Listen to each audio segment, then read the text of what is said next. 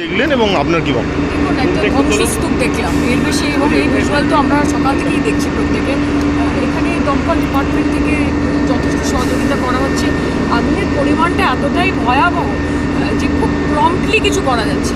তো already JCB বলা হয়েছে, আমাদের বিধায়িকা এখানে ছিলেন, সাংগঠনিক প্রধান এখানে রয়েছেন, অরূপ বিশ্বাস এসেছিলেন, আপনারা দেখেছেন।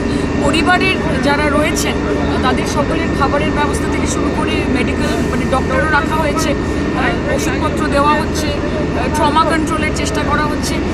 সব থেকে বড় দাবি যেটা হওয়া স্বাভাবিক আর কি, যে আইডেন্টিফাই করতে হবে যে ভেতরে কজন ছিলেন এবং তাদের পরিবারের লোকের এটা খুব ন্যায্য দাবি।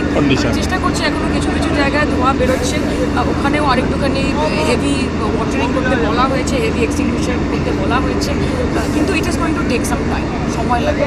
মানে এখনো পর্যন্ত আইডেন্টিফাই করা বা এই প্রসেসটা আপনি এখন কিছু বললেন না, ওটা একটু ইরেসপন্সিবল হবে, কারণ এটা তো প্রশাসনিকভাবে পুলিশও দেখছে। আর যতক্ষণ না ভেতরে ঢুকে পুরো আগুনটাকে সাবসাইড করিয়ে অ্যাকচুয়ালি বোঝা যাচ্ছে না যে কতজন রয়েছে। তো আমরা চাইবো যে যেন ন্যূনতম সংখ্যা। দুটো প্রশ্ন, আপনি জানেন যে একটা গুদাম ঘর করতে গেলে কী কী এসওপি থাকে? আপনি পুলিশের সঙ্গে হয়তো নিশ্চয় কথা বলেছেন, তো এসওপিগুলো মানা হয়েছিল বা এগুলো কি নিয়ে আলোচনা করেছেন? প্রাইভেট, আমি যতদূর জানি এটা প্রাইভেট কোম্পানি, তো এই উত্তরগুলো আমার মনে হয় যে মালিক বোধহয় বেটার দিতে পারবে। আমরা এখানে এই মুহূর্তে যেটা সবথেকে গুরুত্বপূর্ণ কাজ, সেটা হচ্ছে উদ্ধার কাজ। আমরা সেটা করতে এসেছি। এসওপি কী আছে, গাইডলাইন কী আছে, ল্যান্ডের কী আছে, লিটিগেশন কী আছে, সেইগুলো নিজেদের কনসার্ন দপ্তর সেটা করবে।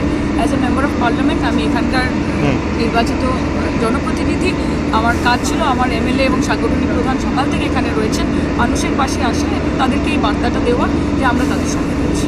জেলা পুলিশ সুপারের দপ্তরে বলা হচ্ছে 3 জন মারা গিয়েছে। আমরা এক্স্যাক্ট ফিগারগুলো এখনও জানি না, so it's going to be very responsible if I give a count, but আমরা চাইবো যে যেন ন্যূনতম সংখ্যা।